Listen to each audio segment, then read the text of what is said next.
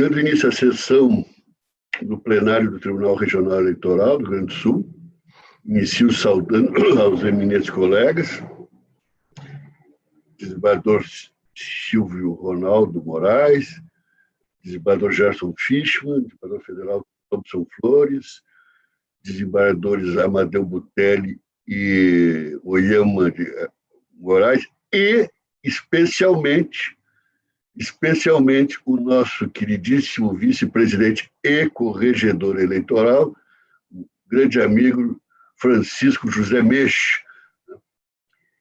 Saúdo também ao doutor Fábio Venzon, procurador eleitoral, aos advogados que atuarão na sessão de hoje, doutor Daniel Passaia e doutor Eduardo Pompeu da Silva, e uma saudação igualmente especial ao doutor Rogério Vargas, o nosso homem do Alegrete, em nome de quem saúdo a todos os funcionários. E uma saudação especialíssima à nossa audiência. E dando início aos julgamentos, coloco em mesa o processo número 1 da pauta, recurso eleitoral 0600-64577, relatoria do desembargador Oyama Assis Brasil de Moraes, de Roca Salles. Desembargador Oyama, posso passar a palavra ao procurador? Por favor. Não, ao advogado, o doutor Daniel Passaia, que fará a sustentação oral, né? Isso. Se Vossa Excelência não se portar, então, o doutor Daniel Passaia pode iniciar a sustentação oral. Boa tarde, Vossas Excelências. Cumprimento em nome do desembargador Abreu, presidente Abreu de Lima, cumprimento a todos os demais participantes da mesa, colegas advogados também, demais ouvintes. Trata-se de recurso em face de violência ao artigo 73, inciso 4, da Lei das Eleições, em momento de horário eleitoral gratuito na rádio, nas eleições de 2020, a secretária da Saúde, no horário da chapa recorrida, fez chamamento público para ações e serviços de saúde para a população. Em resumo, de forma bem simples, esses são os fatos, né? Para comprovar a gravidade do caso, que parece, em primeira instância, talvez não tão relevante, eu vou trazer alguns dados retirados do Tribunal Regional Eleitoral das últimas eleições. Nessa eleição de 2020, a diferença de votos percentuais, votos válidos, foi 4,6%, 302 votos. Em 2012, com 3 chapas concorrendo. Em 2012, haviam também 3 chapas e a diferença foi de 1.182 votos. Em 2016, com 5 chapas, para uma cidade bem pequena, 5 chapas, houve uma diferença de 443 votos. Então, a gente vê que essa conduta, analisando as circunstâncias, entre outras que eu vou elencar depois, tem relevância no resultado da eleição, porque é uma cidade que pese pequena e sempre tem bastante chapas concorrendo, e sempre existe uma diferença grande, mesmo sendo com muitas chapas, que deveria diminuir a distância entre elas, porque os votos acabam se diluindo entre vários candidatos. E isso já deflagra a abusividade da conduta praticada pelos recorridos. Todos esses dados têm fonte no TRE, né? Não fosse só isso, Excelências, o MP reconhece também no parecer, folha 5, que houve a conduta por parte da recorrida. E eu vou ler porque ele é simbólico. Contudo, diz o MP, abre aspas, contudo, ao contrário da sentença, entendemos que houve sim, da parte dos representados, ora recorridos, a prática de conduta vedada. Então, o MP reconhece que houve o fato, a premissa fática está, digamos, consolidada aos olhos deste recorrente e do Ministério Público. Basta a incidência da norma jurídica. E aí eu trago no meu recurso, nas razões já escritas, o recurso especial eleitoral 45060, que se enquadra e faz o preceito concreto sobre esse suporte fático que eu acabei de ler e que também é reconhecido pelo Ministério Público. Não fosse só isso, outra circunstância que agrava a situação é porque é uma cidade muito pequena e que o meio de comunicação rádio ele é muito relevante. Talvez em cidades maiores, em grandes centros, Porto Alegre, Canoas, Caxias, para não sair aqui do Rio Grande do Sul, a rádio não é mais tão relevante. Mas essa circunstância em cidades interioranas é o meio de comunicação que mais propaga a informação, ainda é. E é por isso que o suporte fático comporta o enquadramento da tipificação do artigo 73, inciso 4, que leva, agora já concluindo, que leva à inelegibilidade ou, agora já no caso, a cassação, né, da chapa recorrida, que foi vencedora no pleito de 2020. Então, eu pugno pelo provimento do recurso e, subsidiariamente, argumentando, mais a título argumentativo, se não provido na totalidade, o acolhimento do parecer do Ministério Público pela multa. Com essas palavras, eu me despeço, agradeço a oportunidade e uma boa sessão a todos. Então, agora, sim, doutor Vezon. Excelentíssimo desembargador, presidente do Egrégio Tribunal Regional Eleitoral do Rio Grande do Sul, excelentíssimos desembargadores, integrantes da Corte, ilustríssimo doutor Rogério Vargas, Secretaria de Sessão, em nome de quem saúdo todos os servidores, saudação especial aqui aos advogados que se encontram, ao doutor Daniel, que se encontra na tribuna nesse momento, e uma saudação especial à nossa assistência. No caso, trata-se de AIDE por abuso de poder e conduta vedada, né? Conduta vedada, aquela do inciso 4 do artigo 73 da Lei das Eleições, que menciona fazer ou permitir o uso promocional em favor de candidato, partido político ou coligação de distribuição gratuita de bens e serviços de caráter social custeados ou subvencionados pelo poder público. Bom, o fato em si é que na propaganda do candidato investigado, a secretária municipal de saúde compareceu nessa propaganda e fez o seguinte pronunciamento: eu sou a Raquel, estou aqui para falar para vocês um pouquinho sobre o mês de outubro, do Outubro Rosa, que é um tema muito importante. Nós, mulheres, cuidamos da nossa saúde. Então, atenção a todas as mulheres que gostariam de procurar o posto de saúde para estar fazendo seu exame preventivo ou para estar solicitando o agendamento da sua mamografia. O posto de saúde ele está aberto durante todos os dias da semana e nesse sábado, dia 17, nós teremos o dia D, onde o posto vai ficar aberto durante as 8 da manhã ao meio-dia e de 1h às 17 para a realização do exame preventivo do pré-câncer. Essa declaração é uma declaração típica de secretária de saúde, secretária municipal de saúde, na qualidade de secretária municipal de saúde. Ela está aqui convocando, informando as pessoas que podem chegar no posto de saúde em tal data futura.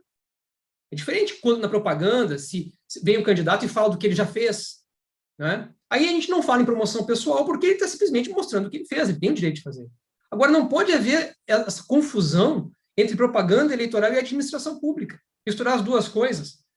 Não poderia o candidato chegar e começar, na propaganda, a agir como prefeito, e fazendo convocações como prefeito, da mesma forma a Secretaria Municipal de Saúde não pode.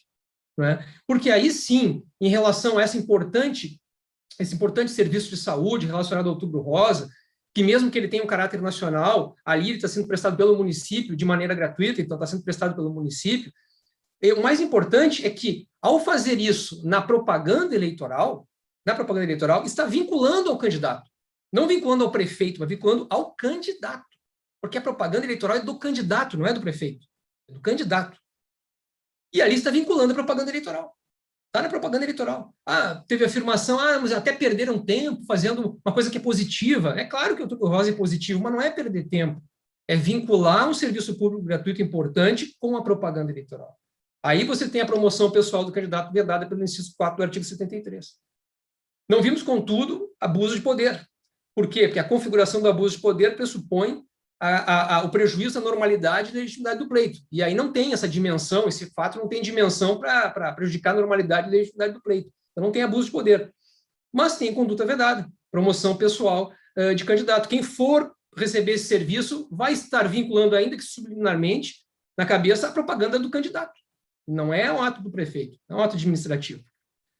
Então, por isso, vimos a conduta vedada nessa participação da secretária com essa convocação para esse serviço público que seria realizado, ato típico de secretária municipal de saúde, na verdade. Porém, também em relação à conduta vedada, não vimos a gravidade, não observamos gravidade suficiente para importar em cassação, diploma, registro, mas tão somente a aplicação de multa. Então, o nosso parecer foi, então, pelo provimento parcial, no sentido da aplicação, conhecimento e parcial provimento do recurso para que os representados sejam condenados à pena de multa, nos termos dos parágrafos 4º e 8º do artigo 73 da Lei das Eleições. Desembargador Oyama. Senhor presidente, minha saudação extensiva aos eminentes colegas, ao doutor Fábio Venzon, aos advogados que participam da sessão, ao doutor Rogério Vargas e funcionários da Corte, e também à nossa audiência. Como já explanado pelo advogado, pelo doutor Daniel e pelo doutor Fábio Venzon, a secretária de Saúde de Roca Salles utilizou o horário eleitoral gratuito de Hamilton Fontana e Leandro Botega para divulgar a campanha do Outubro Rosa, uma campanha meritória, sem dúvida nenhuma, uma campanha internacional e que, na ótica do recorrente, caracterizaria o abuso do poder e a conduta vedada. Eu antecipo que eu estou acompanhando o parecer do eminente procurador eleitoral e dando provimento parcial ao recurso. Primeiro, eu aponto que a iniciativa da secretária de divulgar o Outubro Rosa é meritória. No entanto, como bem acentuou o doutor Fábio, quando esta iniciativa de divulgar o Outubro Rosa é conjugada com o horário político gratuito dos candidatos a prefeito e vice, há a conduta vedada, porque, mesmo que de forma subreptícia, vincula a campanha à candidatura. De qualquer sorte, na mesma esteira do Ministério Público, eu entendo que não há abuso de poder. Eu reconheço a prática da conduta vedada, mas não vejo abuso de poder político e abuso de autoridade. Porque a divulgação, ainda que inapropriada, não tem gravidade suficiente para alterar o resultado do pleito e influenciar na legitimidade e normalidade da eleição. Então, senhor presidente, o meu voto é no sentido de conhecer e dar parcial provimento ao recurso para julgar parcialmente procedente a ação de investigação judicial eleitoral acumulada com representação, condenando Hamilton Fontana, Leandro Botega e Raquel Andres Ostreich, de modo individual, ao pagamento da multa no valor de R$ 5.320,50, em virtude da prática de conduta vedada nos termos da fundamentação. É o voto, senhor presidente. E os votos já lançados na rede estão todos acompanhando o eminente relator. Se algum colega desejar fazer uma manifestação, fique inteiramente à vontade. Bem, com isso, então, posso proclamar o resultado. Vou proclamar a unanimidade, deram parcial provimento ao recurso para julgar parcialmente procedente a ação e condenar os representados, de modo individual, ao pagamento da multa no valor de R$ 5.320,50. É o resultado. Eu não sei se os colegas conhecem Roca Salles. É uma cidade, provavelmente talvez conheça, é muito bonita, e Roca Salles nos deu grandes cidadãos.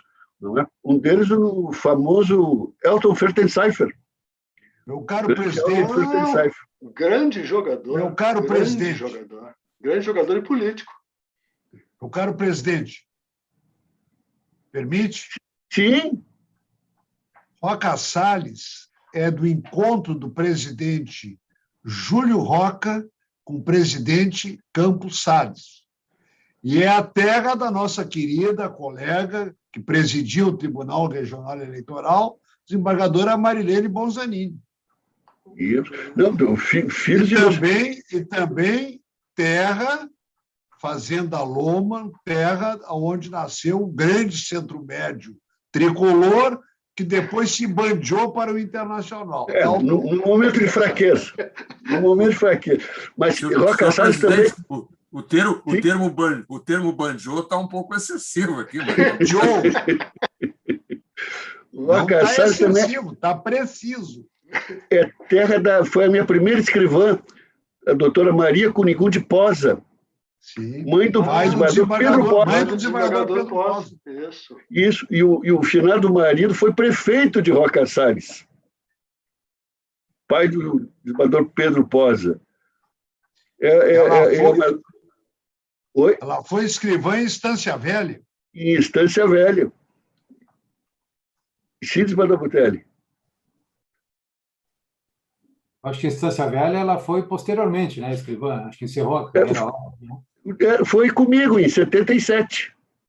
77. O Pedro Posa tinha 10 anos e ela levava ele para o foro e ele ficava de pé na cadeira datilografando, né, na máquina de escrever, desde aquela época. E ela fazia as traduções para mim, né, era minha tradutora e intérprete, não ia estar trazendo um tradutor e intérprete, ela fazia as traduções para mim, né, porque ali, na época, havia muitas regiões em que só se falava o alemão. Ali, o Walachei, belíssimo, ali hoje para Cafés Coloniais, eu recebi os títulos de leitor em alemão gótico. Só falava em alemão. E a doutora Maria Posa... Oi? Meu caro presidente, e a alfabetização também era em alemão em pequenas comunidades, em razão de não haver escola pública. Sim. E a doutora Maria Posa, então, fazia as traduções para mim. E, às vezes, eu via que aquela tradução estava muito... Aquela conversa dela com os restos de testemunho estava muito comprida. Então, doutora Maria, a senhora está se limitando só a traduzir? Não, ela dava chamada, ela era muito religiosa. Ela dava chamada dos restos. A grande figura, a doutora Maria Posa, ela está viva, pelo que eu sei. Grande figura. Bem, então, com isso, colegas, vamos à segunda preferência, que é de Rio dos Índios. O recurso 0600-46477, relatoria do desembargador Silvio Ronaldo Moraes. O doutor Eduardo Pompeu da Silva irá fazer sustentação oral pelos recorrentes. Então, doutor Eduardo, desde logo eu lhe passo a palavra para a sustentação oral. O relatório, naturalmente, fica dispensado. Perfeito, presidente. Agradeço. Só licença aqui para me portar de pé em respeito à corte. Já posso iniciar, Excelência? Sim, pode iniciar. Não é necessário que fique de pé, doutor Eduardo. O respeito à corte já está íncito na sua conduta. Não? Pode ficar à vontade. Muito obrigado. Boa tarde, então. Saúdo o senhor presidente, desembargador Abreu Lima, e também o relator do processo, doutor Silvio. Em seu nome, em nome de vossas excelências, saúdo aos demais componentes aí da sessão. Saúdo também o ilustre representante do Ministério Público, doutor Fábio. E antes até de entrar no mérito da sustentação oral, gostaria de parabenizar todos os servidores, dentre os quais incluo vossas excelências, pelo esforço que vem fazendo nesse período de pandemia, que é um período de incerteza, para entregar esse serviço judicial de qualidade, e isso orgulha muito a nossa classe da advocacia. Mas, de qualquer forma, sem mais delongas, né, eu gostaria de tratar do processo que hoje a gente está colocando em discussão, que eu estou sustentando. Esse processo é uma prestação de contas de um candidato a prefeito e vice-prefeito do município de Rio dos Índios, e é relacionado às eleições de 2020. No bojo, no conteúdo lá da prestação de contas, foi apontada uma inconformidade relacionada à ausência de cheque nominal cruzado ou de uma transferência bancária para fazer um pagamento com recurso do Fundo Especial de Campanha, relacionada a 3 despesas. Depois de ter sido apontada a inconformidade, o prestador de contas ele justificou essas 3 despesas, apontando a microfilmagem dos cheques e uma declaração emitida pelo fornecedor do serviço. Lá, veja bem, eram 3 despesas. Uma despesa era de música, era de programa audiovisual, uma despesa do próprio contador e um fornecimento de produtos de impressos. E ele justificou disso, atestando o fornecimento do serviço e a contraprestação pelos cheques que não foram de forma cruzada. Na sentença, houve a aprovação das contas. As contas foram aprovadas, mas o juízo singular entendeu por determinar a restituição, a devolução, recolhimento, né, ao Tesouro Nacional dessas 3 despesas, no valor de R$ 3.717. E constou na sentença que o motivo para que houvesse a devolução seria o descumprimento da norma eleitoral que obriga o pagamento com cheque cruzado. No nosso recurso, em primeiro lugar, a gente mostra, né, o pressuposto legal, que é a resolução, enfim, toda a legislação eleitoral. A legislação, quando ela fala na hipótese de devolução, ou seja, da condenação à devolução do valor, ou reembolso, vamos chamar assim, ela destaca 2 requisitos. Ela fala que, mesmo que aprovada a prestação de contas, pode haver a determinação da devolução do valor quando houver ausência de comprovação da utilização dos recursos ou a utilização indevida. Então, eu vou partir desses 2 pressupostos para dizer o seguinte, que com relação à ausência de comprovação da utilização, me parece que ela não é aplicável. Por quê? Porque houve a comprovação da despesa, houve a emissão de uma nota fiscal, a emissão de um cheque, que inclusive depois o prestador trouxe a microfilmagem e disse, está aqui o cheque. Houve a apresentação de uma declaração do fornecedor. O fornecedor diz, olha, eu recebi esse cheque, ele não estava cruzado, e eu identifiquei a pessoa tal e recebi o valor.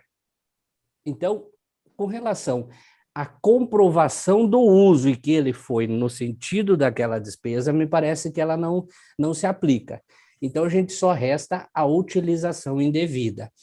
Na utilização indevida, a gente parte de um pressuposto, de uma presunção, ou seja, tudo aquilo que for gasto sem o cumprimento dos requisitos legais é uma utilização indevida.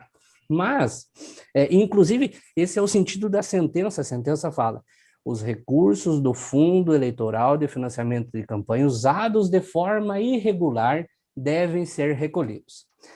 Mas no campo da utilização indevida, eu penso que essa presunção ela deve ser relativizada. Por quê? Porque a simples ausência de cruzamento e ser o cheque nominal, ela não pode ser suficiente para impor a devolução ao prestador de contas. Veja bem a realidade desse processo. Essa é uma prestação de contas de uma eleição no município de Rio dos Índios, distante 500 quilômetros da capital e com 2.500 eleitores. A movimentação total da prestação de contas do prefeito foi de R$20 mil. Então, a gente está falando de uma despesa de 3.700 que não havia o cheque cruzado.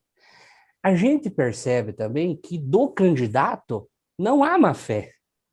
Por quê? Porque quando instado a se manifestar, ele apresentou todas as informações, apresentou os documentos, apresentou a microfilmagem do cheque, dizendo, ó, tá aqui, eu paguei, tá com esse nome, e o fornecedor disse que ele pediu para essa pessoa fazer a troca do cheque, o depósito do cheque. E essas impropriedades que eu chamo, que claro, é a ausência de um requisito de você não ter feito o cheque nominal, mas isso foi sanado. E um aspecto que chama a atenção também é que a própria nota, o próprio pagamento do contador, que é justamente a pessoa que o candidato espera, não, o contador vai dar a orientação, ele faltou com a orientação. Isso por quê? Em uma explicação pessoal que ele me deu, que era a primeira vez que os municípios e Rio dos Índios, com seus 2.500 habitantes, recebia fundo especial de financiamento de campanha. Então, me parece que a ausência do cheque tecido nominal, ele não prejudica a confiabilidade e a própria análise da prestação de contas. Me parece que há um rigor excessivo na aplicação da norma pelo juiz de primeiro grau, quando ele fala que não, pouco importa, a prestação de contas eu aprovo, ela é regular, e aí no segundo ponto ele determina a devolução pelo simples descumprimento do cheque não ter sido cruzado. E note, essa despesa foi contabilizada, a gente não está falando de omissão de despesa, isso aí estava lá nos relatórios financeiros, estava lá desde o início da prestação de contas. Houve simplesmente uma falha formal e que alcança, inclusive, o pagamento do contador, o que corrobora, o que justifica, o que evidencia a ausência de má-fé e a boa-fé do prestador. E outro ponto também que é importante é que, da aprovação da conta, o Ministério Público não fez recurso, concordou quanto à aprovação das contas. E nesse cenário, eu penso que o motivo que levou o juiz a aprovar as contas deve ser levado em consideração por vossas excelências para dizer que não é necessária a devolução, porque a despesa existiu, a despesa foi comprovado o pagamento e houve apenas um vício formal.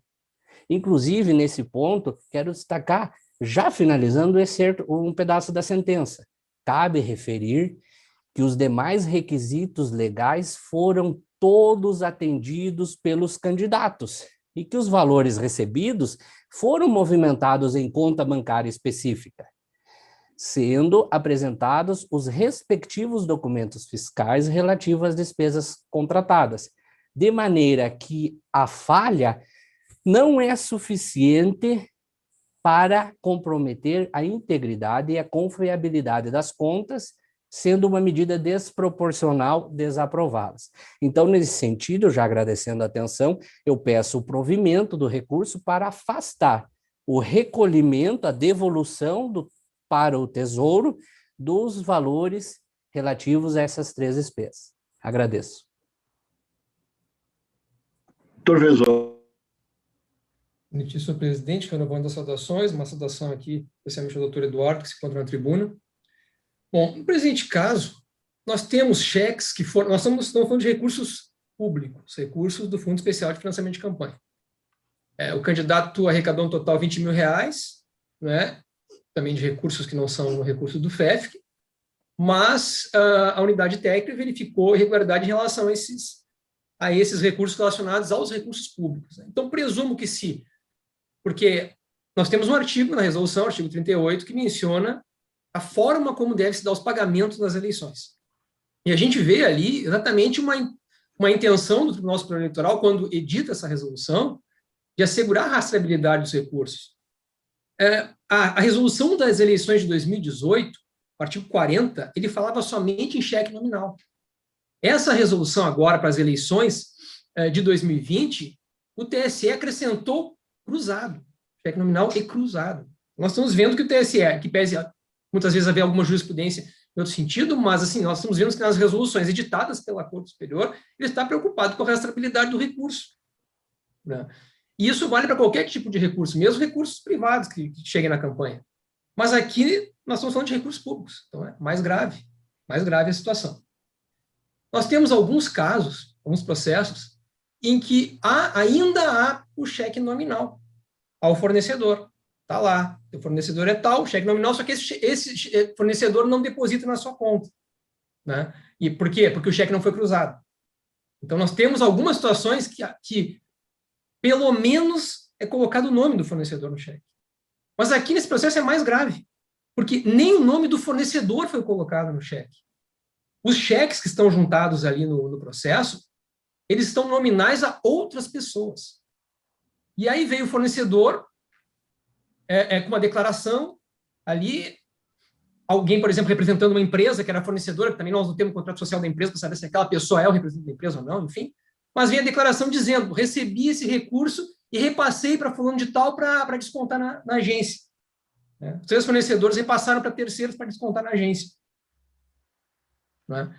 E, então, estranha, porque me parece que os demais recursos devem ter sido pagos corretamente. Nós estamos falando de 20 mil reais em despesas e 5 mil e poucos reais aí de irregularidade, presumo que os outros 15 mil tenham sido pagos corretamente, senão a unidade técnica teria dito que os 20 mil reais em despesas foram pagos indevidamente, tudo com cheque, que não é nem nominal nem cruzado. Então, presumo que deve ter cheques nominais e cruzados aí. Ou seja, o candidato tinha conhecimento. E os candidatos têm que ter conhecimento disso, porque essas regras já têm tempo. Elas já estão aí há algum tempo, pelo menos do cheque nominal, né? E neste caso, nem mesmo nominal era o cheque. Isso é equivalente a dinheiro, a sacar o dinheiro do FEF, sacar o dinheiro e passar, porque um cheque que não é nem nominal nem cruzado é dinheiro. Dinheiro. Você passa para qualquer pessoa, essa pessoa passa para quem ele quiser. E a pessoa que receber, deposita.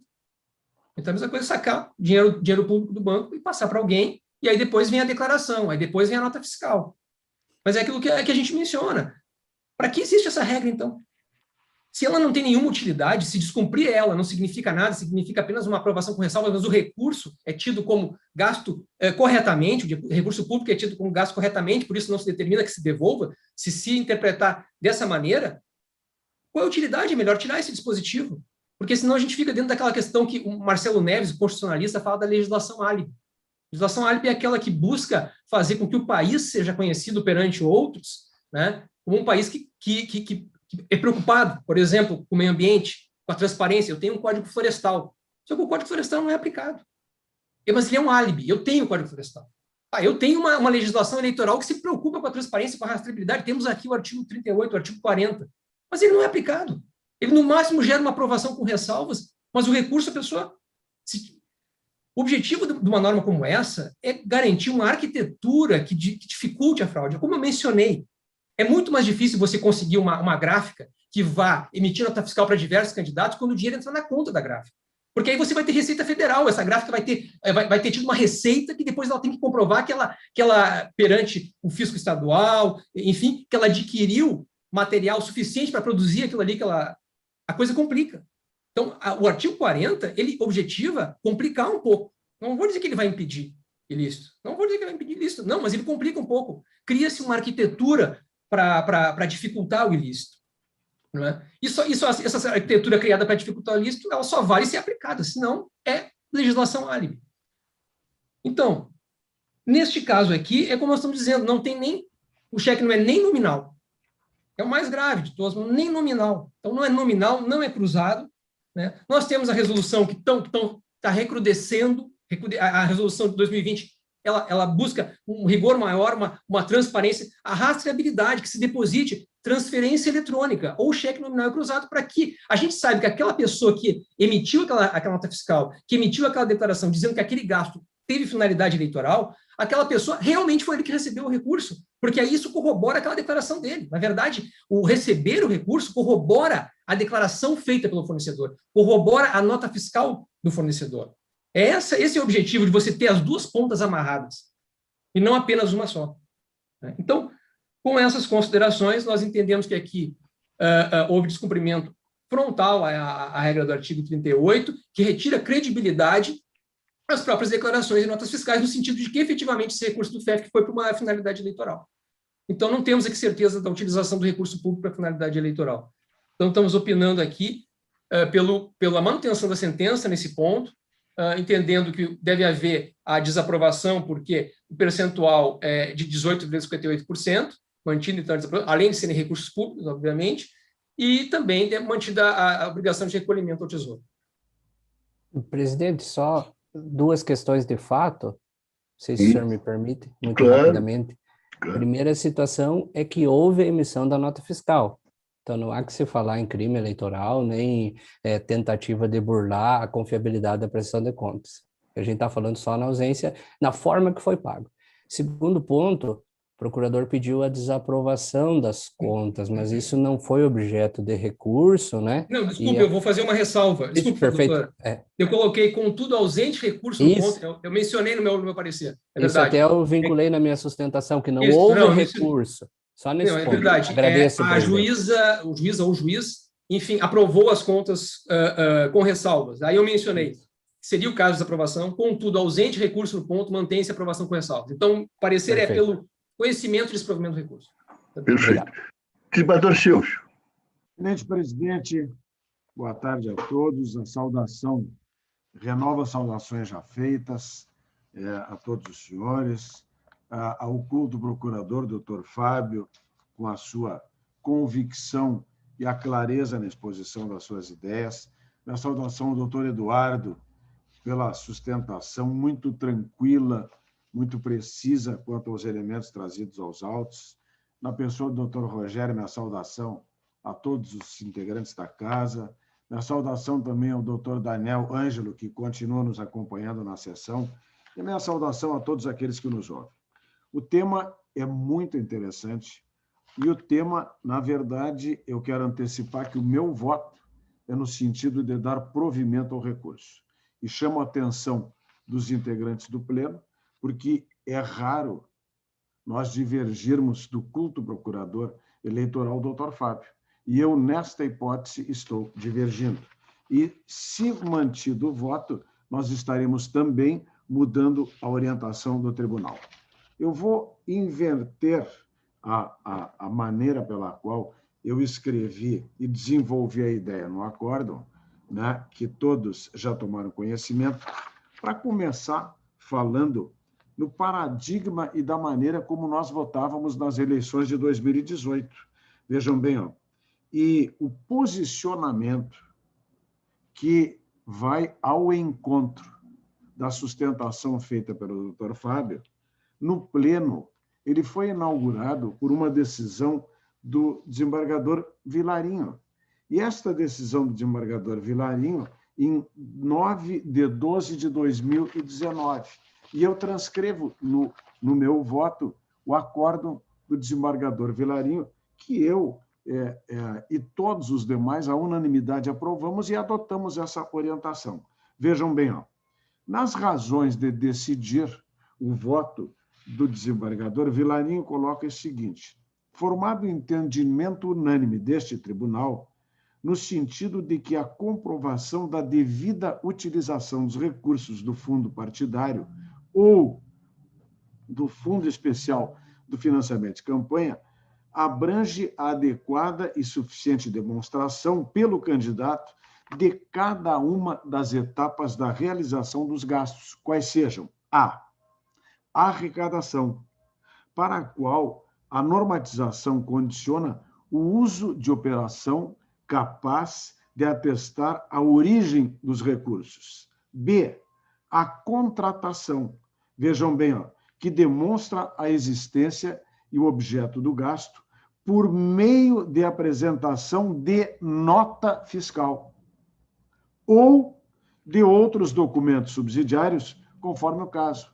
C, o adimplemento necessariamente efetuado por formas que atestem que o débito foi efetivamente quitado junto ao fornecedor declarado nas contas. Pois bem, então aqui, neste paradigma que, repito, que todos nós, então, adotamos em relação às contas, vejam, estava enfatizado como alternativa aqui a por exemplo, a nota fiscal.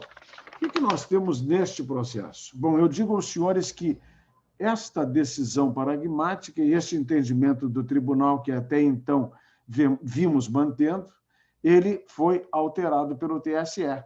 E o TSE, eu tenho 4 acórdãos que eu também colaciono na minha decisão, e uma bem recente do mês passado do Tribunal de Minas Gerais, também já flexibilizando esse entendimento. Pois bem, vamos examinar, então, as provas deste recurso. Observem só. Para a demonstração dos gastos, foram juntadas, atenção, notas fiscais, expedidas por Diego Augusto Santin, com o respectivo CPF, Lourdes Terezinha Bigolin, CNPJ, e Proisler e Filho Limitada, também com CNPJ. Consoante declarado pelos recorrentes no relatório das despesas efetuadas, foram emitidos para pagamento dos dispêndios com Diego Augusto Santin, o cheque 00006, no importe de 1.657, para o gasto com Lourdes Terezinha Bigolin, o 00001, de 1.060, e para a despesa com Proisler e Filho Limitada, o cheque 0005 no montante de R$1.000, ou seja, deu o total, que é o valor da devolução, de 3.717. Aí vem a microfilmagem. E vejam, este é o contraponto feito justamente pela unidade técnica. Por quê? Porque a microfilmagem das cártulas indica que esses cheques foram descontados por terceiros, ou seja, Robson Cotexfis, Anderson Sarmento e Rafaela Abreu. Pois bem, intimado a prestar esclarecimento, vem o nobre advogado e, visando esclarecer a divergência, carregaram ao feito declarações firmadas por Diego Augusto Santin, que o cheque de número final 6, no importe de 1.657, foi recebido como pagamento constante da nota fiscal número 257, ou seja, há uma vinculação clara, declarada, à nota fiscal, vejam, e que foi solicitado a Robson Kostekvix, administrador financeiro, que descontasse o cheque e lhe alcançasse o numerário. Pois bem, a segunda declaração de Lourdes Terezinha Bigolin, dando conta de que recebeu o cheque com final número 1, no valor de 1.060, como pagamento pela nota fiscal, que também numera, esclarecendo que havia entregue a Anderson Sarmento para que sacasse a quantia na agência bancária. E a última, a declaração de Proisler Filho Limitada, consistente no esclarecimento de que o cheque com final 5, no montante de R$1.000, foi recebido como pagamento pelo serviço descrito na nota fiscal número 16, tendo sido entregue o cheque para Rafaela proceder ao seu desconto. Como já dito, o juiz eleitoral entendeu que as falhas não guardavam uma gravidade a ponto de macular a integralidade das contas e as aprovou com ressalva, mas determinou o recolhimento. Na verdade, nós temos aqui o cotejo de 3 artigos fundamentais da Resolução 23.607. Quais sejam? Primeiro, o 38, no que realmente, no 38, a prestação de contas desbordou, ou seja, não o atendeu. Por quê? Porque é justamente o 38 que prevê que os gastos eleitorais de natureza financeira, ressalvados os de pequenos vulto, previstos no artigo 39 e o disposto no 4º, 8º, ambos desta resolução, só podem ser efetuados por meio de cheque nominal cruzado, que, aliás, o doutor Fábio bem enfatizou. Antes era só nominal, agora é nominal e cruzado. Por quê? Porque o cruzado, obrigatoriamente, ele exige que ele transite pela conta corrente, caso contrário, é devolvido e não é pago. Pois bem, transferência bancária que identifique CPF ou CNPJ, débito em conta ou cartão de débito da conta bancária. Mas vejam bem, ó, há aqui também que se cotejar os 60 que abranda esta disposição, vejam bem, ó, mas que, segundo o doutor Fábio, jamais se prestam sozinhos a fazer a prova. Esta ideia do nosso procurador eleitoral Fábio Venzon deveria, sim, ser um reforço, mas não é este mais o entendimento do TSE. Então, vejam bem, o que diz o 60. A comprovação dos gastos eleitorais deve ser feita, atenção, por meio de documento fiscal idôneo. O que fez a parte apresentou a nota fiscal idônea, emitido em nome dos candidatos e partidos políticos, sem emendas, rasura, etc. e tal, e dizendo assim, ó, parágrafo 1º, além do documento fiscal idôneo, a que se refere o caput, a Justiça Eleitoral poderá admitir, para fins de comprovação de gastos, qualquer meio idôneo de prova, inclusive outros documentos, tais como contrato, comprovante de entrega de material ou prestação efetiva de serviço, comprovante bancário de pagamento, guia de recolhimento do FGTS ou até mesmo informação da Previdência Social. Pois bem, feita então aquela posição nossa atual a partir do paradigma do desembargador Vilarinho, a egrégia Corte Superior encampou compreensão diversa, hoje vigorante no TSE, e inclusive reformando alguns acordos nossos então prolatados, no sentido de que o pagamento da despesa eleitoral com cheque sem cruzamento ao portador, malgrado caracterize irregularidade grave, porque implica descumprimento às normas que regem a prestação de contas, não enseja por si só a devolução dos valores ao Tesouro Nacional, que somente é cabível na malversação de recursos. E aí eu começo a citar decisões atuais do TSE. A primeira delas, pela ordem que incluí, 19 de junho de 2020, do então ministro Tarcísio Vieira de Carvalho, que saiu da corte há 2 semanas atrás, em que vem consubstanciada como razões de decidir no item 3, me limito, o seguinte, ó, não obstante tenha se caracterizado em caso desrespeito ao 40 da aludida resolução, que impõe o pagamento de despesa de campanha por meio de cheque nominal ao fornecedor, transferência bancária com identificação da contraparte ou débito bancário, somente a utilização indevida ou a não comprovação dos gastos eleitorais gera a consequência prevista no artigo 82 da resolução de 2017. Mas vejam bem, ó, aí, na sequência, Alexandre de Moraes, idem, estabelecendo quando deve ser feito o recolhimento. Depois, uma agora de 6/10 também, mais recente de 2020, do mesmo modo em que se manifesta o TSE para dizer, de acordo com a moderna jurisprudência desse tribunal, a realização de despesas sem observância dos bens previstos no 40 não implica por si só a obrigação de restituir ao erário os valores correspondentes, revelando-se necessário o exame das circunstâncias do caso para aferir se houve ausência de comprovação da utilização de recursos do fundo partidário ou do FFC ou utilização indevida. Pois bem, como estou entendendo?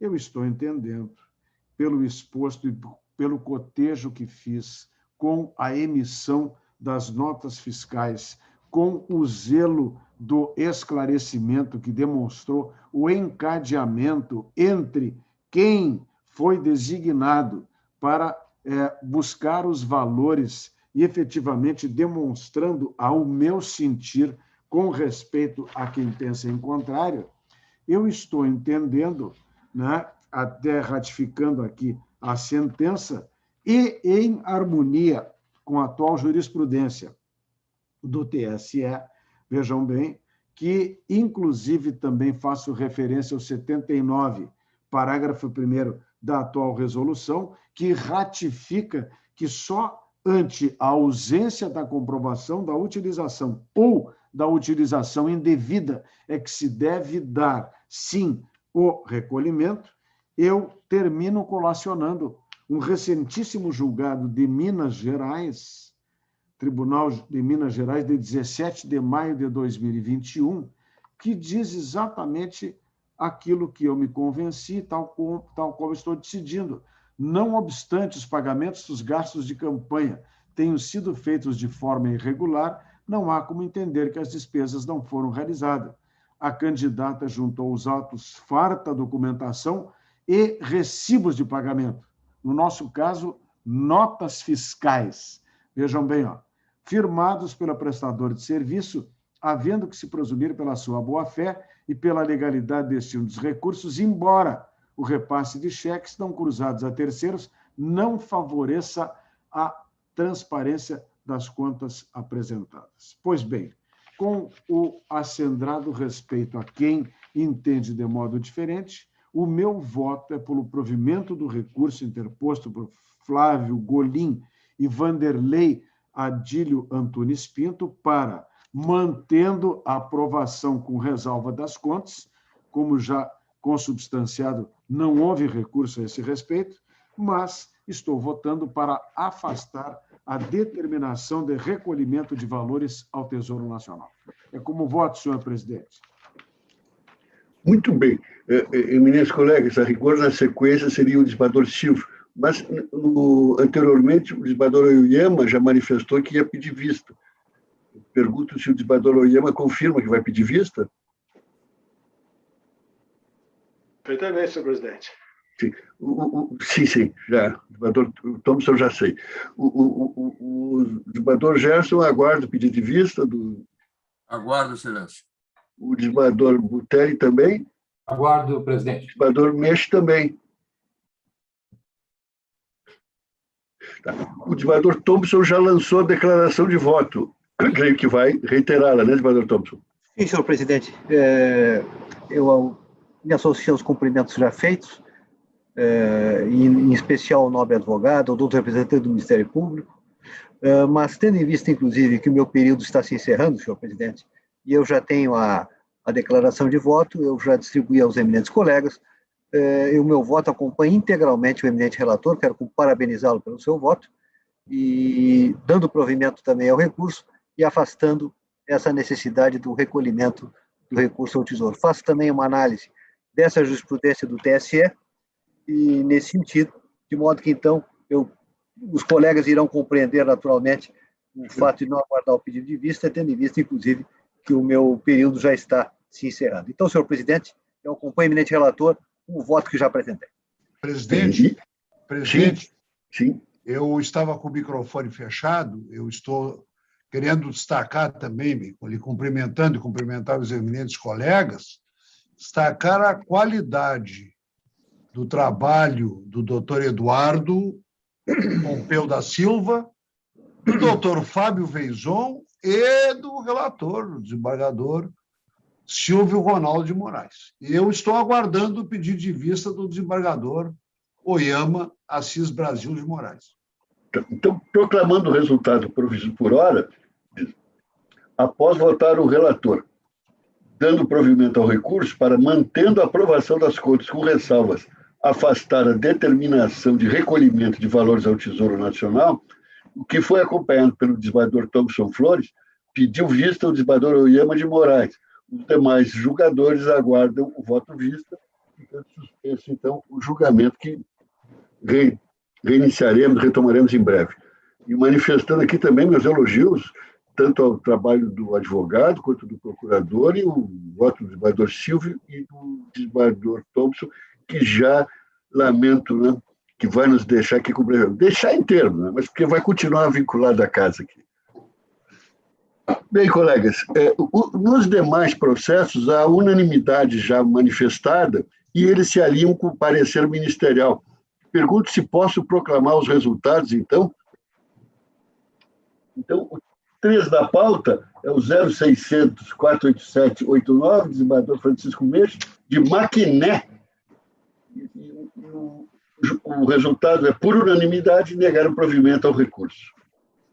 O 4 da pauta, Dom Pedro de Alcântara, 0609 4922, relatoria do desembargador Meixo. A unanimidade deram parcial provimento ao recurso, a fim de aprovar as contas com ressalvas, mantendo a aplicação da penalidade de multa no valor de R$ 166,22.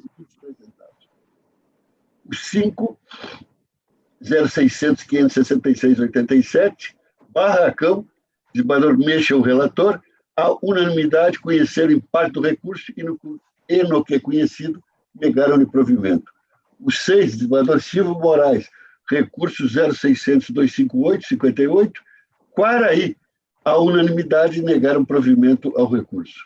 O 7, 0600 436 97, de Machadinho, desembargador Silvio Ronaldo, o relator, a unanimidade negaram provimento ao recurso, mantendo a desaprovação das contas e aplicação da multa no valor de R$ 2.069,22. Determinaram ainda de ofício a correção do erro material de sentença para que o recolhimento do montante seja feito ao fundo partidário. O 8º, recurso eleitoral 0600 292 60, Júlio de Castilhos, desembargador Fischmann, o relator, a unanimidade negaram provimento ao recurso. O 9º, recurso 0600 423 25, também da relatoria do desembargador Fischmann, de Paim Filho, a unanimidade deram parcial provimento ao recurso para aprovar com ressalvas as contas, reduzindo para R$ 454,22 o valor a ser recolhido, sendo R$ 35,00 ao Tesouro Nacional e R$ 419,22 relativos à multa ao fundo partidário. O 10º da pauta, o recurso eleitoral 0600 497 64, Tapejara, desembargador Gerson Fischmann, o relator, a unanimidade conheceram do recurso interposto tão somente quanto a coligação Juntos pela Mudança e lhe deram provimento, a fim de, rejeitadas as demais preliminares, acolher a prefacial de ilegitimidade passiva da coligação, extinguindo o feito sem resolução do mérito, com base no artigo 485, inciso 6º, do Código de Processo Civil, afastada a condenação fixada na sentença. Determinado ainda o envio de cópia dos autos ao Ministério Público Eleitoral, com atribuição perante o juiz de origem para apuração de eventual prática do delito tipificado no parágrafo 4º do artigo 33 da Lei 9.504, de 97. O 11 da pauta, o recurso eleitoral 0600 339 09, Santa Cecília do Sul, relatoria do desembargador Thompson Flores, a unanimidade deram parcial provimento ao recurso para aprovar com ressalvas as contas, mantendo a condenação ao pagamento de multa no valor de R$ 960,93. Por fim, o 12 da nossa pauta, o recurso 0600 342 61, Santa Cecília do Sul também, relatoria do desembargador Thompson Flores, a unanimidade deram provimento em parte ao recurso, aprovando com ressalvas as contas e mantendo a condenação ao recolhimento de multa no valor de R$ 990,63.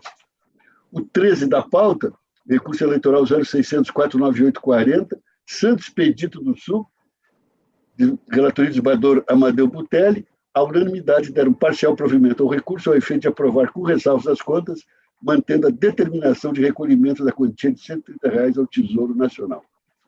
O 14 da pauta, relatoria do desembargador Butelli, Três Coroas, recurso eleitoral 0600 312 73, a unanimidade deram parcial provimento ao recurso para aprovar as contas com ressalva e, de ofício, corrigir erro material da sentença, reduzindo a quantia a ser recolhida ao Tesouro Nacional para R$ 340,97.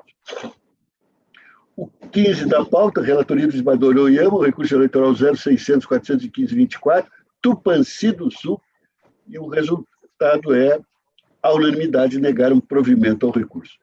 Com o que terminamos a pauta jurisdicional. E partindo a pauta administrativa, o 16 e o 17 cuidam dos editais para as eleições em Pinheiro Machado e Putim, então que ficam aprovados à unanimidade, E em Pinheiro Machado, o desembargador Menche vai lá, vai a Pinheiro Machado para acompanhar esse pleito, e quero aqui cumprimentar pessoalmente a dedicação do desembargador Menche em fazer isso, que é relevantíssimo, inclusive seja como apoio ao magistrado, seja como exemplo, né, da legitimidade do nosso processo eleitoral. E em Putinga eu queria aqui aproveitar para convidar o desembargador Butelli para fazer o mesmo. Se não tiver nenhum, também não quero interferir com a vida pessoal do desembargador Butelli, mas porque é mais ou menos da região, desembargador Butelli, né? Um prazer. Eu sei que é mais acima um pouquinho. Muito prazer, acompanho. Isso, eu até sugeriria, assim, quem sabe uma passada em Encantado. Eu sempre considerei muito importante esse apoio do tribunal, essa relação quanto ao primeiro grau. Muito importante. E na minha Passagem presidência... por Estrela, presidente. É. Passagem por Estrela também. Ah, não, essa é inafastável. Ah! Eu estive em 60 comarcas da presidente do tribunal, não é? Em todas, conversando com os magistrados, com os funcionários, não é? É um tipo de relação que, às vezes, há um distanciamento do segundo grau com o primeiro grau que nós devemos evitar.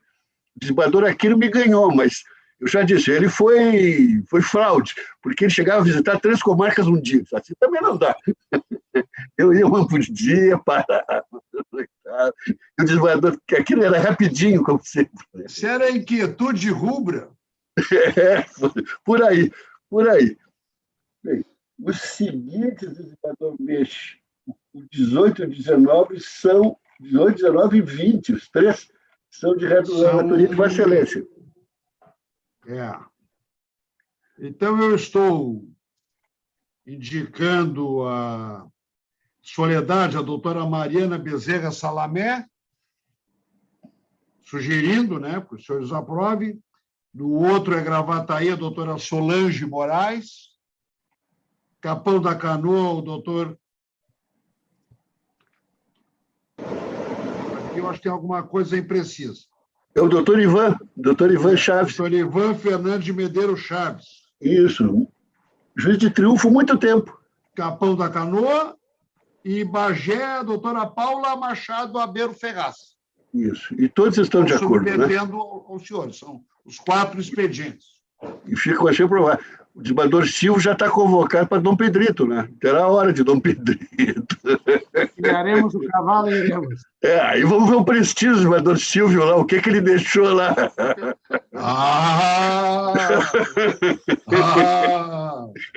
Esse desembargador Menche, ele pode voltar lá? Eu acho que deve voltar lá, com alguns cuidados. Ex-radialista. Ex-radialista? Com essa voz argentina, hein? Deve ter alguma história por lá. Imagina aquelas poesias depois das 23 horas. Ao cair da noite. Dizem que era grande dançarino. Dizem. Não, então essa missão já está aprazada. Nada que o depoente confirme, né? Assuntos de viagem, presidente. Pelo visto, o depoente optou pelo silêncio. É de ouro. Silêncio é de ouro, às vezes. Estação da vontade, doutora Ayala. Então, tá, eminentes colegas... Senhor ministro Armando Falcão, nada a declarar. Exatamente. Senhor presidente, sim. Estou vendo aqui uma curiosidade. Na Junta Eleitoral de Putinga, temos uma suplente, a substituta, dona Maria Cristina Rabaioli Portaluppi. Isso é família nobre. Isso aí é descendência de Dom João VI. Eu acho que está mais para Garibaldi, sabe? Giuseppe Garibaldi, assim. Aporé. Italiana Carbonari, assim, sabe? Os italianos Carbonari. Aporé. Muito bem. Então tá, eminentes colegas. Vamos encerrar a sessão tão prazerosa e quinta de novo nos encontramos nesse mesmo horário, não é? Como sempre. Um grande abraço a todos aí. Abraço, boa tarde a Bom trabalho a todos. todos. Boa tarde.